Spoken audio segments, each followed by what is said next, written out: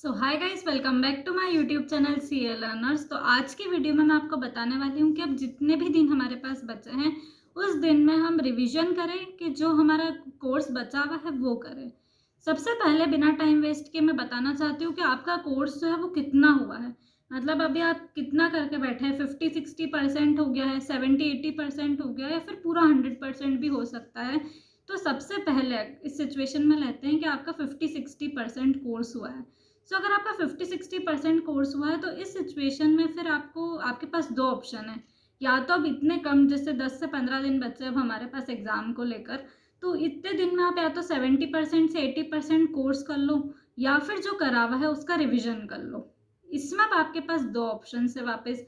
आपका जो कोर्स हुआ है 50-60% वो एकदम पक्का है, मतलब अब उसको सीधे अगर एग्जाम में करेंगे तो चल जाएगा क्या, इतना पक्के से हो गया है, तो फिर अब आपको 70% 80% तक कोर्स कर लेना चाहिए और उतना ही अच्छे से।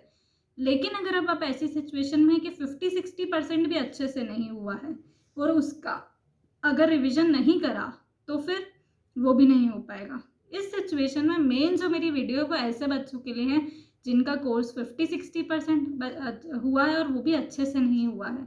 तो मैं यहाँ पर इतना कहना चाहूँगी, अगर आपके पास अभी वापस दो ऑप्शंस बचते हैं, या तो आप 70-80% कोर्स कर लो और मतलब जो जैसे करा है वैसे, मतलब मीडियम मीडियम तरीके से, और या फिर आप जितना करा है उसी का रिवीजन कर लो। इसमें जो है दोनों ही सिचुएशंस, अब आप जो भी करने वाले हो उन दोनों में ही रिस्क है। तो यहाँ पर मैं उन्हीं बच्चों में से हूँ जिन्होंने 50-60% कोर्स ही करा था और अब ऐसा हो गया था कि अब क्या कर सकते हैं, मतलब एग्जाम में अब जाना ही है और जो भी करना ही है। तो इस सिचुएशन में मैंने फिर सेकेंड ऑप्शन, मतलब रिविजन वाले ऑप्शन को चूज करा था। और मैं बताना चाहूँगी कि मैंने क्यों करा था। मैं आपके ऊपर छोड़ती हूँ, ऑफकोर्स आप चाहो तो मतलब जितना हो पा रहा है उतना और कोर्स कवर कर लो, पर चाहो तो रिवीजन कर लो। मैंने रिवीजन क्यों करा था, उसके पीछे एक सिंपल सा लॉजिक था। मुझे पता था कि मेरा जितना कोर्स अगर हुआ है उसका मैंने रिवीजन नहीं करा तो मेरा उतना भी नहीं हो पाएगा अच्छे से, राइट। और अगर मैं 70-80% करके चली गई तो मालूम पड़ा कि 70% 80% कोर्स भले ही मैंने कर लिया, पर मैं एग्जाम में लिखने जब बैठ रही हूँ तो मेरे को 10-20% भी अच्छे से नहीं आ रहा है। तो ये करके का तो कोई मतलब नहीं है। तो मैंने सोचा था कि यार 50-60% करूंगी मैं, पर इतना अच्छे से कर लूंगी कि 50-60% का पेपर अटेम्प्ट करूं और 50-60 नंबर भी आ जाए। और वास्तव में ऐसा ही हुआ। अगर आप कहना चाहेंगे कि ऐसा तो हो ही नहीं सकता, तो क्यों नहीं हो सकता। इस सिचुएशन में क्या होगा, आप लोगों के एक मेजर डाउट्स आएंगे कि दीदी फिर जो हमने छोड़ा है उसमें से आ गया तो। ऑफ कोर्स आएगा।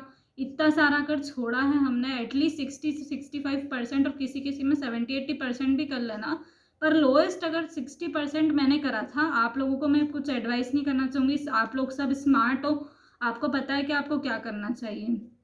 तो मैंने ये सोच के कर लिया था कि यार मैं जितना भी करूँगी ना मुझे अच्छे से ही करना है, और जितना लिखूंगी एग्जाम में उतना लिख के आऊँगी। अब इसमें क्या हो जाती है बात कि हम जो छोड़ते हैं उसमें से भी क्वेश्चंस आएंगे ऑफ कोर्स, और जो करेंगे उसमें से भी आएंगे। ऐसा तो हो नहीं सकता कि जो नहीं करा है उसमें से क्वेश्चंस ही नहीं आए, या फिर जो करा है उसमें से भी नहीं आए। दोनों में से ही आना है। लेकिन जब ऐसे क्वेश्चंस आएंगे जो आपने जो कोर्स नहीं करा है उसमें से, तब हमको जो है बिल्कुल भी टेंशन नहीं लेनी है। उस टाइम पे क्या होता है कि ऐसे भी क्वेश्चंस आएंगे जो आपके कंपलसरी क्वेश्चंस रहते हैं, तो वो आपको मतलब बिल्कुल छोड़ने ही पड़ेंगे, उसमें कोई ऑप्शन भी नहीं रहेगा आपके पास। तो टेंशन नहीं लेनी है। हम तो मेंटेलिटी बना के आए ना घर से कि हमको तो 50-60% का ही पेपर अटेम्प्ट करना है, तो फिर वो कंपलसरी में से ऑप्शनल में से कोई सा भी हो भले ही। पर हमें क्या करना है, हमें जितना आता है ना पेपर में उतना पहले बिंदास तरीके से 1-2 घंटे लिख के आराम से बढ़िया तरीके से उसको प्रेजेंटेशन प्रेजेंटेशन सब एकदम बढ़िया चकाचक लिख के रख दो। उसके बाद जो टाइम बचे उस टाइम में आपको जितना नहीं आपने करा है उसमें से भी जो मन से लिखना है कुछ वो लिखते रहो। तो इससे आपका पूरा पेपर भी अटेम्प्ट हो जाएगा और आपको श्योरिटी भी मिल जाएगी कि 50-60% हमारा सही है। अब उसमें क्या होता है कि जब हमारा एग्जामिनर पेपर चेक करता है तो जब वो 50% तक पेपर, फर्स्ट क्वेश्चन में उसका इंप्रेशन अपने लिए बन जाता है। तो अगर वो 50% तक पेपर अपना जब चेक कर रहा है और उसको हमारे क्वेश्चन आंसर जो है वो बहुत अच्छे लग रहे हैं, हमने सामने वाले को जो है यहाँ पर ही इम्प्रेस कर लिया एग्जामिनर को। उसको लगेगा कि यार क्या बच्चा है, मतलब इसके कीवर्ड्स वगैरह सब कुछ एग्जैक्ट मिल रहे हैं, क्योंकि ऑफकोर्स वो हमने अच्छे से करा होगा। तो वो एग्जामिनर इम्प्रेस हो जाएगा, और जब बाद में आपने मन से लिखा होगा ना उसमें भी आपको वो हर क्वेश्चन में अप्रोक्स 1-2 नंबर भी अगर दे देता है तो अगर 25 को मतलब 50 नंबर का मैं जैसे मैंने किसी पेपर में छोड़ा था, तो उसमें 1-1 2-2 नंबर करके अगर 10-15 नंबर भी हमें ऐसे मिल जाते हैं तो क्या बुरा है। मैं तो बोलूँ अगर फ्री का 1 नंबर भी मिल रहा है ना तो वो भी बुरा नहीं लगता है। 39 पे जो बच्चे मतलब आते हैं जिनके नंबर, उनसे पूछो कि 1 नंबर की वक़्त क्या होती है। तो बस कहने का मतलब ये है कि मैंने ये स्ट्रेटजी फ़ॉलो करी थी, क्योंकि देखो अब इसमें कोई बोलेगा कि यार दीदी ये स्कैम कर रहे हो आप हमारे साथ, हमको मिसगाइड कर रहे हो। तो मिसगाइड करने की कोई बात नहीं है। अभी तक हमने 50-60% कोर्स करा है। तो इसमें मैंने जो 2 ऑप्शंस बताए उसके अलावा अगर आपको कोई तीसरा ऑप्शन मिल जाए तो प्लीज़ मुझे भी कमेंट सेक्शन में बता देना, क्योंकि मुझे तो कोई तीसरा ऑप्शन इसके अलावा नज़र ही नहीं आता है। या तो उसको रिवाइज़ कर लो या फिर और बचा हुआ जो कोर्स है वो कर लो। तो मुझे तो जो सही लगा था वो रिवाइज़ करना लगा था, और मैं तो आप लोगों को भी ये रिकमेंड करती हूँ कि अभी जितना भी टाइम बचा है ना, उसको टाइम को नया करने में मत बिगाड़ो। अब जो कर रखा है ना उसको रिवाइज़ कर लो, यानी कि एटलीस्ट हमें इतनी श्योरिटी रहे। एक वो बच्चे से हाल पूछो जिसने 100% कोर्स कर रखा है पर उसको 1% श्योरिटी नहीं कि 1 भी परसेंट उसको आता है कि नहीं। और एक बच्चा वो है जिसने 50-60% करा है, 70-80% करा है, जितना भी करा है, पर उसने वो अच्छे से करा है। और दोनों के कॉन्फिडेंस लेवल को कभी चेक कर लेना और दोनों के नंबर्स को कभी चेक कर लेना।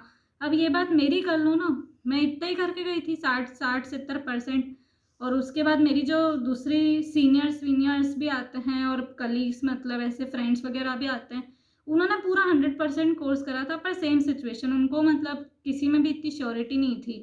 तो उनका एक भी ग्रुप क्लियर नहीं हो पाया और मेरे दोनों ग्रुप्स क्लियर हो गए। और मेरे जैसे ही 2-3 बच्चे और थे जिन्होंने सेम 60-70% करा था और एग्ज़ाम में आए थे, अच्छे से करा था, और उनके भी दोनों ग्रुप्स क्लियर हो गए थे।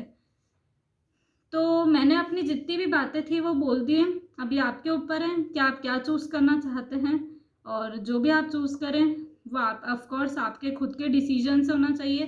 कोई भी आपको यहाँ पर इन्फ्लुएंस नहीं कर रहा है, और आप अपने लिए जो भी चूज़ करोगे वो मैं मानती हूँ कि वो बेस्ट ही होगा आपको, क्योंकि अपनी सिचुएशन सबसे अच्छी तरीके से पता है।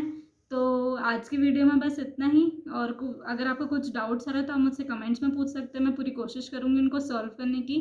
वीडियो पसंद आई हो तो लाइक करना ना भूलें, चैनल को सब्सक्राइब करना ना भूलें। Thanks for watching.